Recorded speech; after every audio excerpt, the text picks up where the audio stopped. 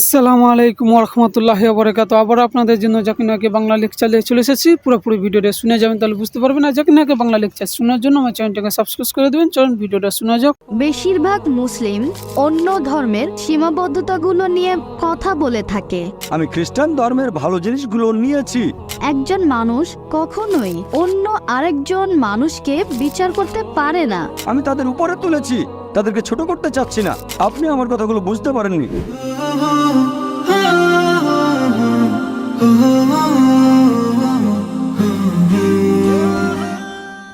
আমার একটা প্রশ্ন আছে, বেশিরভাগ মুসলিম অন্য ধর্মের দুর্বলতা বা সীমাবদ্ধতাগুলো নিয়ে কথা বলে থাকে।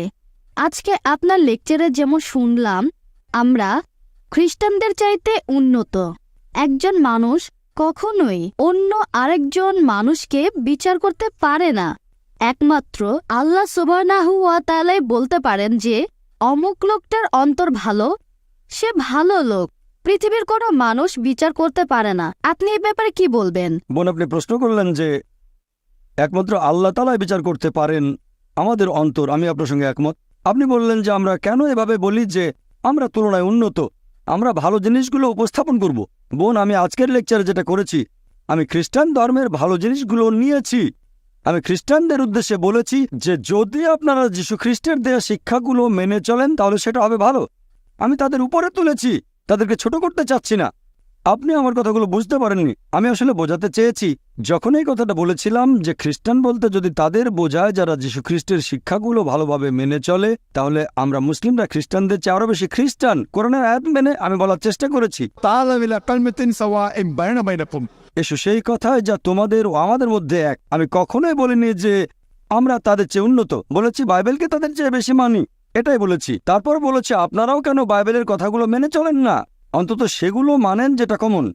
আমি বাইবেল থেকে ভালো জিনিসগুলো নিয়েছি। যদি আপনাদের বাইবেল বলে যে শালীনতা বজায় রাখো, মহিলারা মাথায় কাপড় দেবে, মহিলারা পর্দার আড়ালে থাকবে, মহিলারা শালীন হবে, আমি বলছি আপনারা শালীন থাকছেন না কেন? কখন প্রমাণ করার চেষ্টা করলাম যে আমরা হচ্ছি উন্নত তাদের চেয়ে? আমি বলতে চেয়েছি আসুন আমরা অন্তত সেগুলো মেনে চলার চেষ্টা করি যেগুলো কমন। এটা আমার বানানো কৌশল না, আমাদের সৃষ্টিকর্তা আল্লাহ তাআলা এটা বলেছেন, এটা আমার বানানো না। আল্লাহ এভাবে কথা বলতে বলেছেন। যদি আপনি বলেন এটা ভুল, তার মানে বলছেন আল্লাহর কথা ভুল। আল্লাহ পবিত্র করে বলছেন সূরা আলে ইমরান 3 আয়াত নম্বর 64, تعالوا إلى كلمة سواء بيننا وبينكم এসো সেই কথাই যা তোমাদের ও আমাদের মধ্যে এক। প্রথম সাদৃশ্য কি? أن لا نعبد إلا الله। আমরা আল্লাহ ছাড়া কারো ইবাদত করি না। আমরা অমুসলিমদের কাছে আল্লাহর এই বাণী প্রচার করব। আমরা সাদৃশ্যগুলো দেখব, সবচেয়ে সেরা সাদৃশ্য এক আল্লাহর ইবাদত করব। আশা করি উত্তরটা পেয়েছেন।